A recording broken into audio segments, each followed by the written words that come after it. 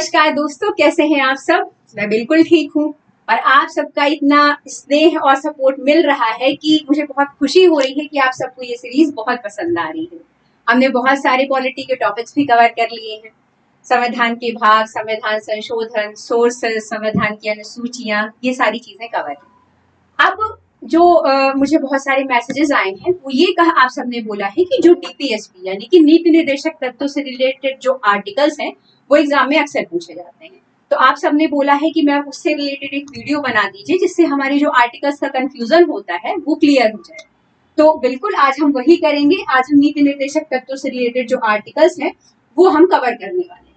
तो चलिए बिना किसी देरी के हम शुरू करते हैं।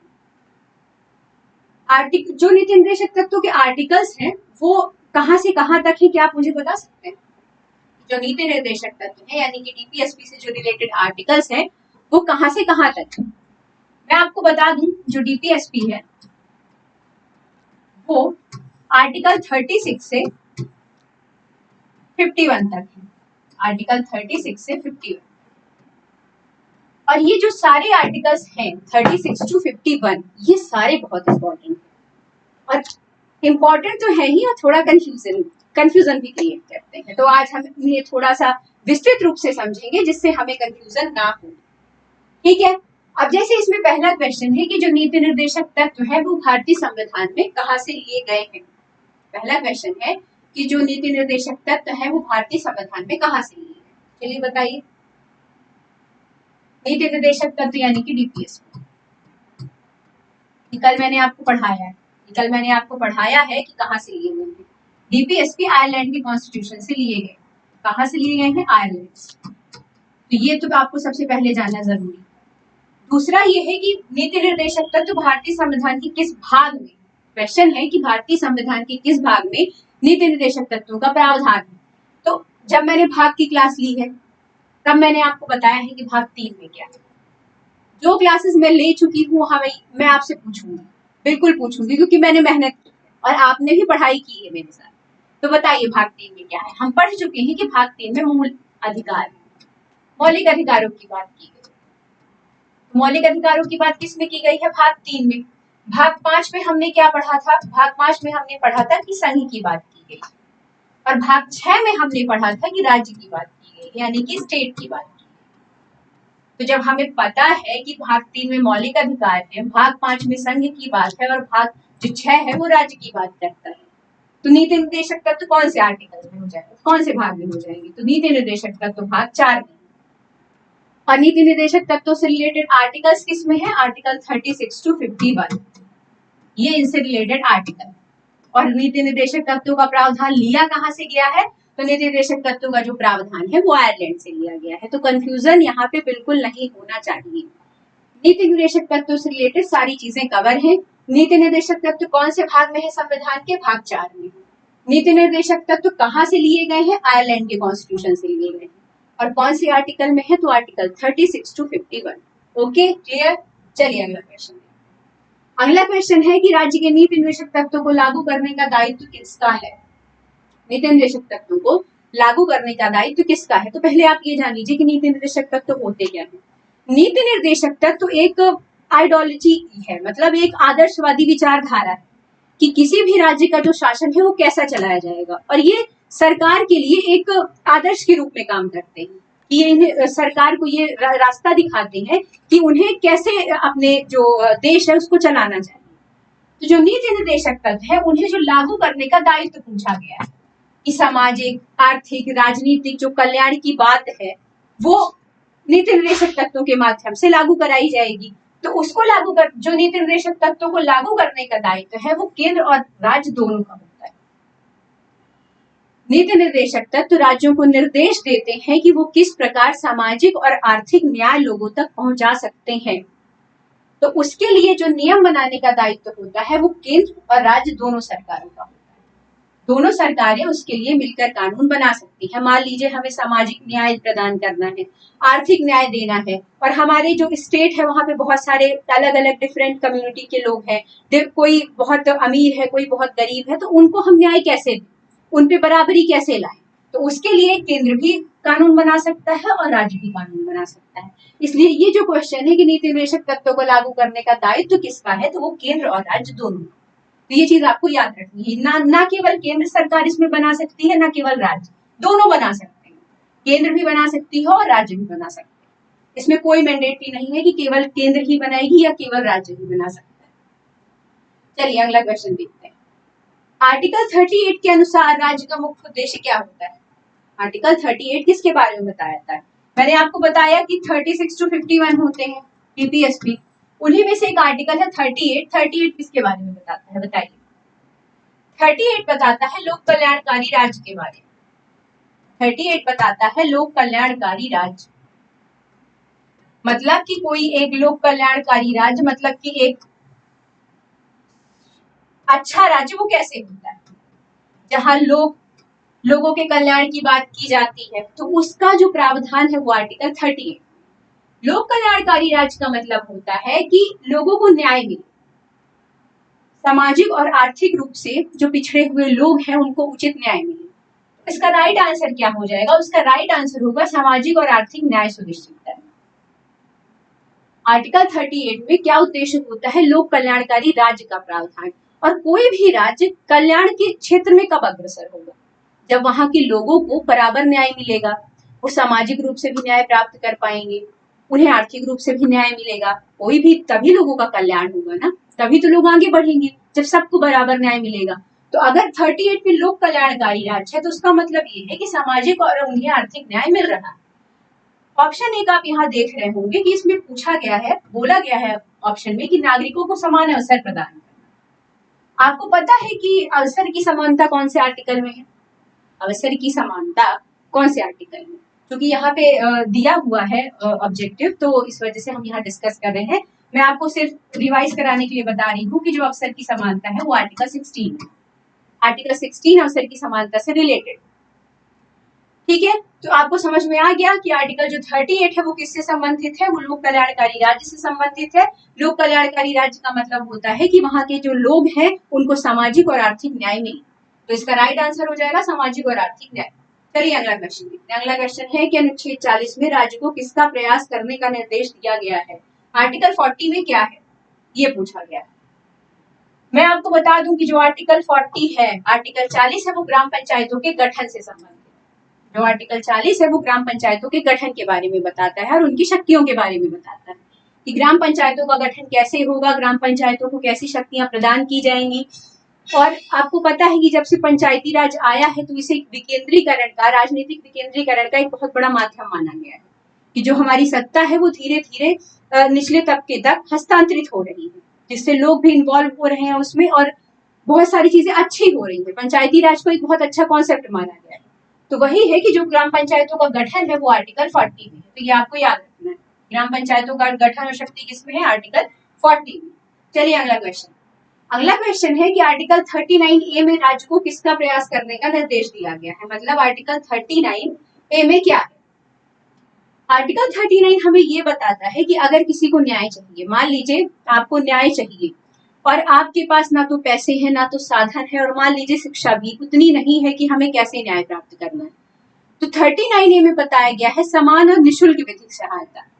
मतलब कि अगर मुझे न्याय पाना है और अगर मुझे सुप्रीम कोर्ट, हाई कोर्ट या लोअर कोर्ट तक मेरी पहुंच चाहिए है तो उसके लिए राज्य को कुछ प्रावधान करने होंगे। तो उसी का प्रावधान है आर्टिकल 39A। 39A में है समान और निःशुल्क विधिक सहायता। निःशुल्क मतलब कि जो विधिक सहायता मिले, विधिक सहायता का मतलब होता है कि जो लॉयर हैं और जो मेरी पहुंच है न्यायालय तक वो मुझे निःशुल्क उपलब्ध कराई जाए, क्योंकि मेरे पास तो साधन है नहीं। वो जो निःशुल्क विधिक सहायता है और न्याय प्रदान करना है वो 39A में। तो इसका आंसर क्या हो जाएगा बताइए? न्याय की सुलभता और त्वरित निपटान। न्याय की सुलभता और त्वरित निपटान। मैंने आपको बताया कि 39A हमें कहता है कि समान और निःशुल्क विधिक सहायता प्रदान करना। जिनके पास साधन नहीं है, जो नहीं पहुंच सकते न्यायपालिका तक, जिनके पास लॉयर को पैसे देने के लिए पैसे नहीं है, उनके लिए कुछ राज्य और या सेंटर विशेष प्रावधान करे। तो वही 39A में बताया गया है कि निःशुल्क और विधिक सहायता 39A। ठीक है, चलिए अगला क्वेश्चन देखते हैं। अगला क्वेश्चन है कि आर्टिकल 43 में राज्य को किसका प्रयास करने का निर्देश दिया गया है, यानी कि आर्टिकल 43 क्या है, बताइए आर्टिकल 43 में क्या है। आर्टिकल 43 में आपको बता दूं कि जो हमारे श्रमिक होते हैं उनके लिए एक न्यूनतम मजदूरी डिसाइड करने का प्रावधान है। एक न्यूनतम मजदूरी का मतलब होता है कि इतने से नीचे उन्हें मजदूरी दिए बिना उनसे काम नहीं कराया जा सकता। आपने देखा होगा कि ग्रामीण अंचलों में आज भी ऐसा होता है कि जहां शिक्षा नहीं है वहां कुछ ठेकेदारों द्वारा श्रमिकों से काम करवाया जाता है, यानी बेगार करवाया जाता है। बेगार का मतलब होता है कि उनसे काम करवा के उन्हें पैसे नहीं दिए जाते हैं या तो बहुत कम पैसे दिए जाते हैं। तो श्रमिकों के लिए एक न्यूनतम मजदूरी डिसाइड की गई है कि जैसे मान लीजिए 200 रुपए, तो मिनिमम मजदूरी एक दिन की उन्हें 200 रुपए मिलनी चाहिए। उससे नीचे की मजदूरी वो बिल्कुल भी वैध नहीं होगी। तो इसका मतलब यही होता है, आर्टिकल 43 में अगर श्रमिकों के लिए न्यूनतम मजदूरी की बात की गई है तो इसका मतलब ये है कि उनके लिए इतना जो उचित वेतन का मतलब होता है कि इतनी मजदूरी वो निश्चित की ही जाएगी। अगर कभी ये आए कि न्यूनतम मजदूरी या श्रमिकों के लिए उचित वेतन का प्रावधान किसमें है तो वो आर्टिकल 43 में है। तो ऑप्शन राइट क्या हो जाएगा, श्रमिकों के लिए न्यूनतम वेतन सुनिश्चित करना। क्योंकि ये सिर्फ कॉन्सेप्ट इसलिए है कि जो बंधुआ मजदूरी है, बेगार है, इस सबको हटाया जा सके, इस वजह से श्रमिकों के लिए एक न्यूनतम मजदूरी डिसाइड की गई है। एक चीज मैं आपको यहाँ ये भी बता दूं कि हमारा 43 आर्टिकल भी कुटीर उद्योगों से संबंधित। तो अगर कभी ये भी आता है कि कुटीर उद्योग किस आर्टिकल में, तो आपको कंफ्यूज नहीं होना, क्योंकि आप तो ये सोचने लग जाएंगे कि श्रमिकों के लिए जो न्यूनतम मजदूरी है आर्टिकल 43 में तो वो दिया गया है, कुटीर उद्योग तो दिया ही नहीं गया। तो मैं आपको बता दूं कि श्रमिकों के लिए जो न्यूनतम मजदूरी है वो भी आर्टिकल 43 में है, और कुटीर उद्योगों का प्रावधान, कुटीर उद्योगों का, वो भी आर्टिकल 43 में। तो ये बात यहाँ पे आपको याद रखनी है और बिल्कुल कंफ्यूज नहीं होना है कि कुटीर उद्योग भी आर्टिकल 43 में है और श्रमिकों के लिए न्यूनतम वेतन। चलिए अगला क्वेश्चन देखिए। अगला क्वेश्चन है कि अनुच्छेद 4A में राज्य को किसका प्रयास करने के निर्देश दिए गए हैं। 44 में राज्य को किसका प्रयास करने के निर्देश दिए गए हैं। आपके सामने ऑप्शन दिया गया है, समान नागरिक संहिता, कृषि पशुपालन, ग्राम पंचायतों का गठन या उपयुक्त सभी। बताइए क्या राइट आंसर है। आर्टिकल 4A में राज्य को किसका प्रयास, आर्टिकल 44 में राज्य को किसका प्रयास करने के निर्देश दिए गए हैं। आर्टिकल 44 में आपको बता दूं यूनिफॉर्म सिविल कोड के बारे में बताता है। जो आर्टिकल 44 है इसकी चर्चा भी काफी चल रही है। यूनिफॉर्म सिविल कोड यानी कि समान सिविल संहिता, समान सिविल संहिता। समान सिविल संहिता क्या होती है, इसकी चर्चा बहुत है, आए दिन संसद में इसको लेके हंगामा होता रहता है। आपने अभी देखा है कि जो हमारी गवर्नमेंट है अभी उसने 3 तलाक को इनवैलिड किया है, वक्फ कानून के ऊपर भी बहुत सारे नए कानून आए हैं। तो मैं आपको बता दूं यूनिफॉर्म सिविल कोड क्या है।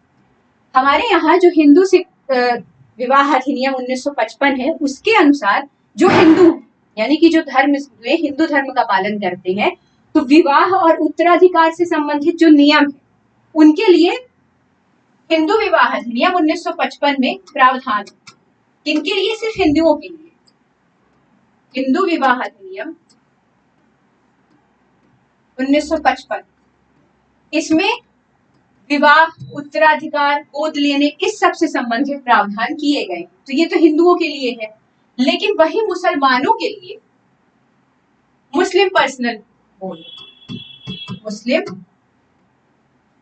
बोर्ड है जिसमें शरीयत के नियम शामिल होते हैं। मुस्लिम पर्सनल बोर्ड बनाया गया है और इसमें किसके नियम शामिल होते हैं, शरीयत के नियम लागू होते हैं। तो चर्चा यहाँ डिबेट का माध्यम ये है कि हिंदू मुस्लिम क्या है, कि हिंदुओं के लिए तो हिंदू विवाह अधिनियम 1955 हो गया, मुस्लिमों के लिए शरीयत के नियम हो गए।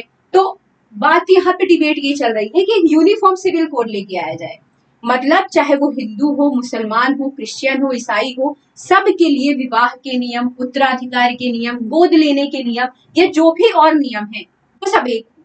यूनिफॉर्म सिविल कोड ये कहता है, उसी का मतलब होता है समान सिविल संहिता, मतलब कि सभी धर्मों के लिए इक्वल नियम होंगे। इसमें कोई भी ये नहीं होगा कि हिंदुओं के लिए अलग, मुस्लिम के लिए अलग, कि मुस्लिमों के लिए शरीयत के नियम चल रहे हैं मुस्लिम पर्सनल लॉ बोर्ड द्वारा, हिंदुओं के लिए अलग नियम चल रहे हैं, तो वही है यूनिफॉर्म सिविल कोड।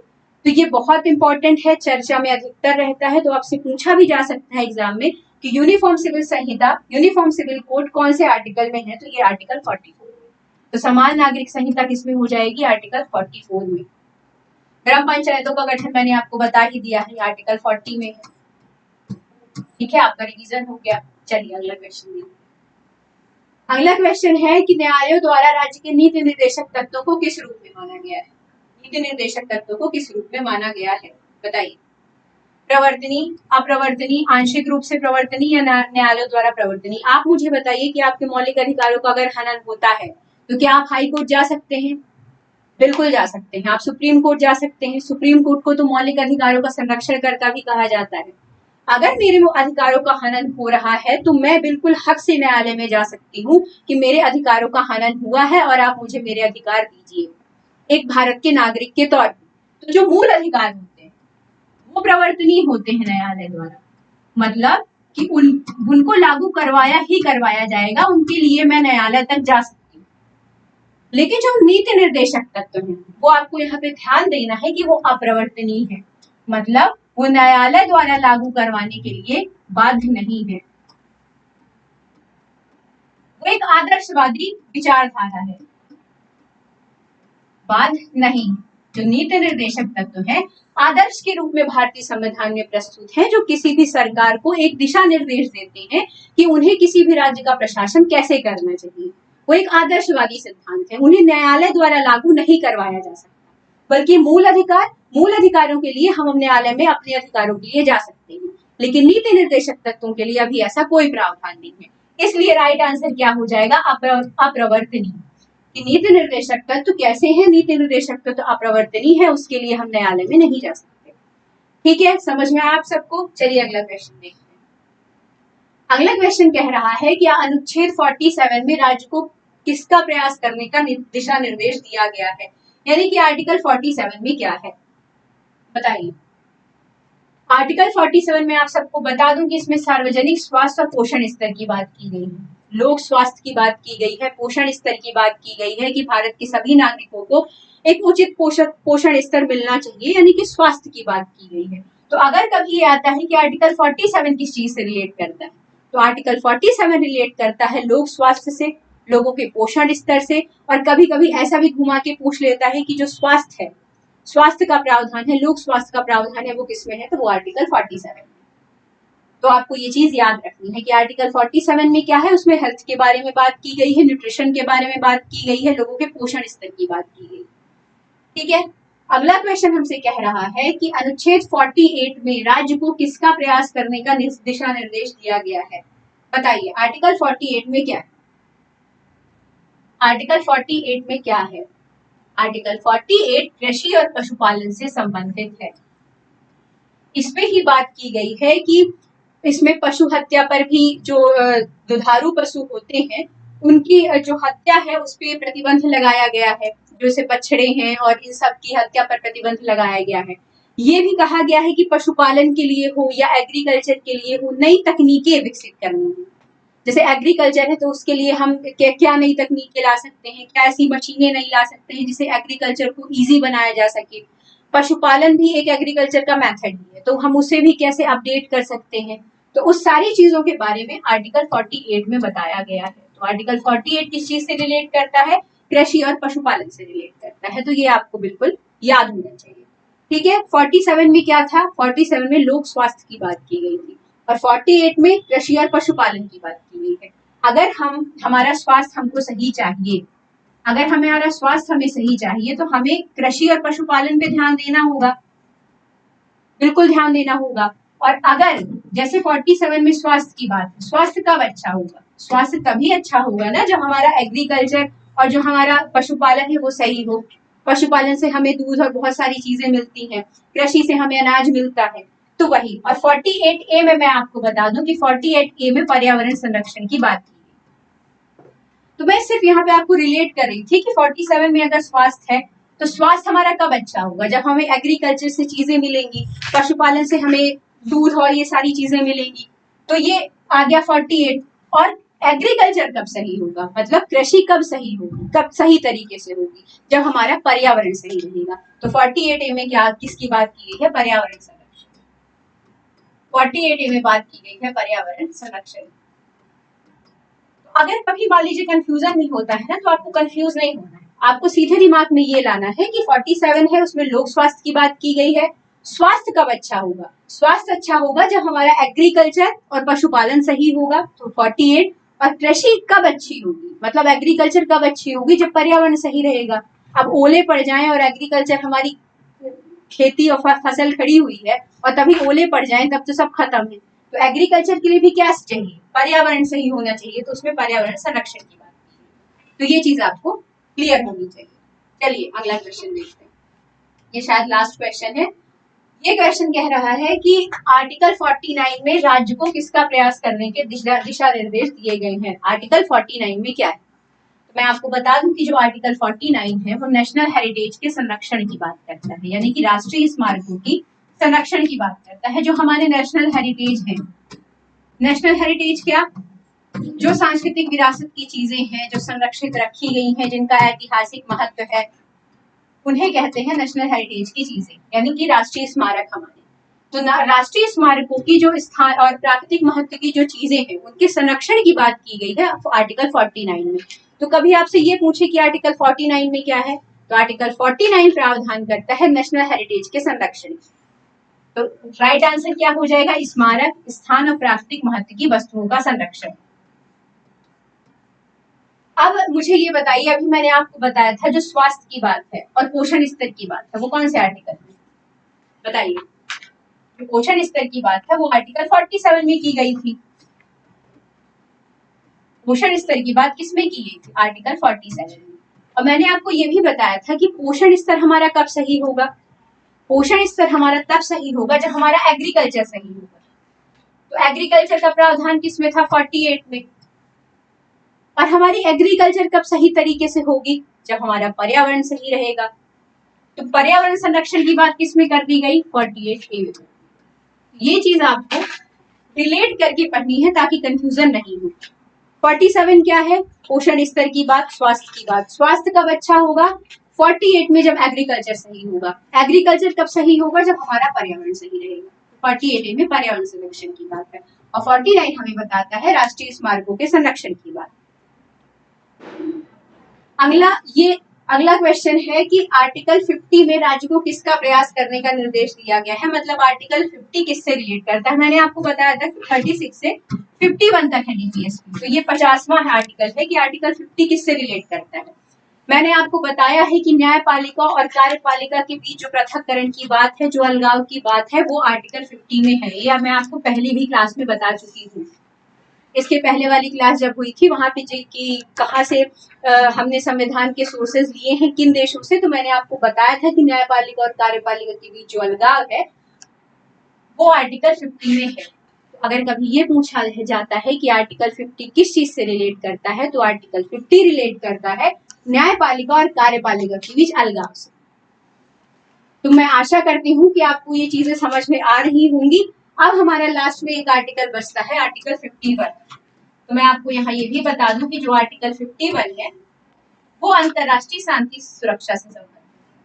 आर्टिकल 51 किससे रिलेट करता है, आर्टिकल 51 रिलेट करता है अंतरराष्ट्रीय शांति और सुरक्षा, अंतरराष्ट्रीय शांति और सुरक्षा से। तो कभी ये आए कि आर्टिकल 51 में क्या है, तो आर्टिकल 51 में अंतरराष्ट्रीय शांति और सुरक्षा की बात की गई है। तो ये यहाँ पे आपके सारे आर्टिकल्स खत्म होते हैं। मैं आशा करती हूँ कि नीति निर्देशक तत्वों से संबंधित जो आर्टिकल्स में आप लोगों को कंफ्यूजन थे वो नहीं होंगे और आपको ये चीजें समझ में भी आई होंगी। इनके जो वर्ड्स हैं, जो की वर्ड्स है, उनका भी क्या मतलब है वो भी आपको समझ में आया होगा। आर्टिकल 50 में आपको पता चल गया न्यायपालिका और कार्यपालिका के बीच अलगाव है। 51 में समझ में आ गया अंतरराष्ट्रीय शांति और सुरक्षा की बात है। लेकिन यहाँ पे बस एक लास्ट चीज है, वो ये कि आपका ये होमवर्क है, आपका होमवर्क ये है कि आप मुझे ये बताएंगे कि आर्टिकल 51A में क्या है। आपका होमवर्क ये है कि आप मुझे ये बताएंगे कि आर्टिकल 51A में किसकी बात की गई। 51A इसमें किस चीज की बात की गई है, ये आपका होमवर्क है और आप ये मुझे कमेंट सेक्शन में बताएंगे कि आर्टिकल 51A में क्या है। तो चलिए, आशा करती हूँ कि जैसा आप सबने बोला था कि मैम डीपीएसपी के आर्टिकल्स करा दीजिए, उसमें कंफ्यूजन होता है, कुछ ने तो ये भी कहा कि जो कीवर्ड्स हैं वो थोड़ा सा समझ में नहीं आते हैं, तो मैंने अपने हिसाब से सब कुछ इलैबोरेट करने की कोशिश की है आप सभी के लिए। आशा करती हूँ आपको क्लास अच्छी लगी होगी। जय हिंद, जय भारत।